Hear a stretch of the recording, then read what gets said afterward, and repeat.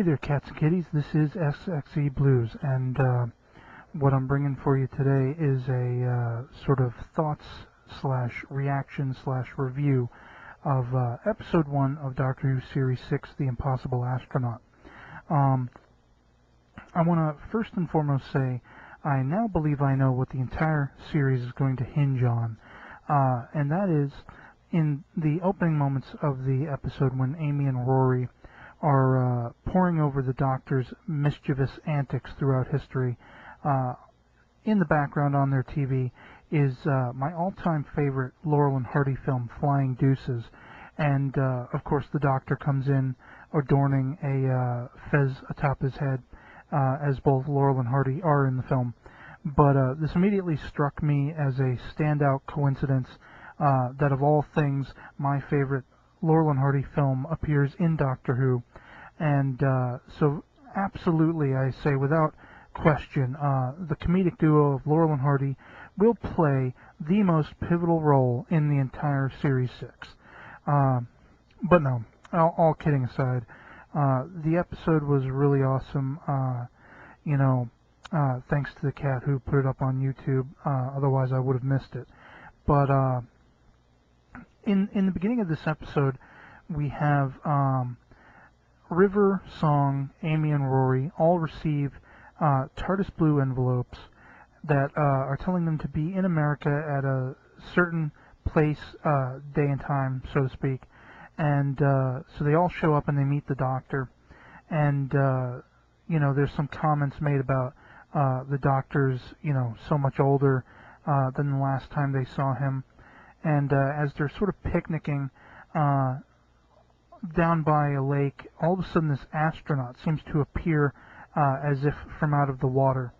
And, astronaut, because for all intents and purposes, completely unidentifiable, except for a giant hulking astronaut suit. And the Doctor approaches, and he warns everyone to stay away, no matter what happens. And this immediately strikes me as perhaps the Doctor knows more than he's letting on. The question is this even the real Doctor? Hearkening back to the rumors of a clone. Because what unfolds in the next moments is whoever this astronaut is, they raise their arm and apparently shoots energy through the Doctor, instigates a regeneration seemingly, and one more shot seemingly kills the Doctor. Amy, Rory, and River come running up to the body of the Doctor, confirm he's dead. They, very much like what David Tennant's Doctor did with the body of the Master, they burn it on the water, as it were. And, the big question is, who is this astronaut? And now later in the episode, we, immediately following this scene, they go back to the diner they were all hanging out before they went on their little picnic or whatever. And we see that the Doctor's there. So the immediate question is, how is this possible? And everyone's shocked. And it's basically written off that this was a future incarnation of the Doctor. I think they said 200 years older than the current, that was apparently killed on the beach by this mysterious astronaut. And, the question that strikes me about this astronaut, because they eventually go back in time to 1969, they're in the White House with President Nixon, and he's receiving these mysterious calls from a little girl, and the Doctor, convinces everyone that he'll help the situation, and it turns out that this little girl is who we see in the astronaut uniform in the past. But the immediate thing that strikes me is that I don't believe the astronaut on the beach is going to be the little girl. The immediate thought I have is that it could be anyone from one of the silent creatures to the rumored Omega to River Song, Amy, Rory, even potentially the Doctor himself, whether this is a clone Doctor that he killed or someone posing as him. It's really hard to say for certain. where the series is going to go and so forth. But that's just my initial reaction, that the astronaut we see at the beginning of the episode is probably not the astronaut we see toward the end of the episode. And of course there's somewhat of a cliffhanger with Amy shooting this apparent little girl in an astronaut uniform who's pleading for help.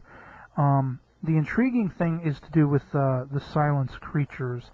They are very striking to look at, and I think it's very interesting that they're all sort of adorning Men in Black, Blues Brothers-y suits, and yet they have this very noticeable alien head, which I thought, thumbs up for the fanboy Trekkie side of me, for the woman in the White House saying, "Oh, is that a Star Trek mask?" A little fanboy reference that I dig. But what's very interesting about them is all these references to underground tunnels. And if you think back to the Tennant series with Martha and the Master, and I don't remember the name of the species, but the big spider-like aliens were said to be at the center of the Earth. And so here yet again we have a situation where we're talking about tunnels that are going all underground, in the Earth, and whereas I don't think this is related to those creatures necessarily, but they find River and Rory go exploring and find, the what looks like the TARDIS from the Lodger episode of Series 5, and they don't really get to explain what exactly that is and why it's there, because the silence are, closing in on them.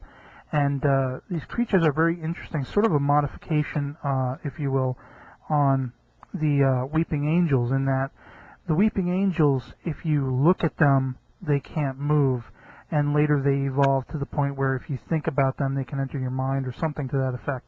Whereas sort of a kind of similar theme, these silence creatures, when you're looking at them, you're aware of them, but when you look away, you completely forget. And so thus they can swoop in on you, and I think it's a very intriguing thing. A friend on YouTube, I just subscribed now, who also has a new channel, Thoughtler, he mentioned the fact that, this species seems to be sort of a lower dregs of the food chain, and I definitely agree that it seems like, my initial thought is, unless there is a definite, hive mind, you think of the Borg from Star Trek, they have the Borg Queen, who is like their overseer. I wonder, as he described, if, maybe it could be Omega or something along those lines, controlling these creatures, or, having them do the dirty work for them, whoever that may be, has yet to unfold. But very, very cool episode. The cliffhanger with Amy shooting the little girl definitely ramps up the tension and the curiosity. This was definitely a whiz-bang first episode, straight from the hands of Stephen Moffat, and of course the cast, great, great, great as always. And I also want to briefly mention another cool little sort of Doctor Who Whovian fanboy moment.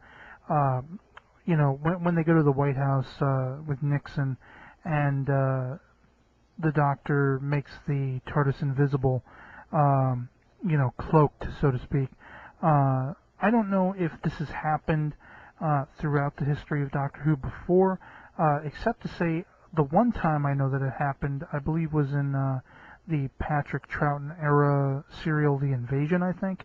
Like in the opening episode, they land, and I think it's the Doctor, Jamie, and Zoe, and he cloaks the TARDIS, and then there's this sort of comedic little thing at the end of the serial where the Doctor can't quite find it again, and I just wondered if this was like an homage to that.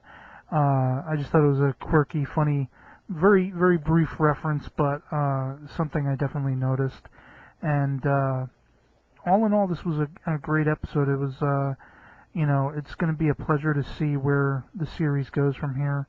I believe we have, what is it, like 6 episodes. There's going to be a second half to this episode, or concluding half, and then I think 5 episodes after that, and then there'll be like a hiatus over the summer, and then we'll have the wrap-up of the series, I think, another 5 or 6 episodes, whatever it is. But it was a great opening episode, and hopefully, providing they are uploaded to YouTube, I will probably continue this motif of doing a sort of review, reaction, thoughts podcast for each one as they come out.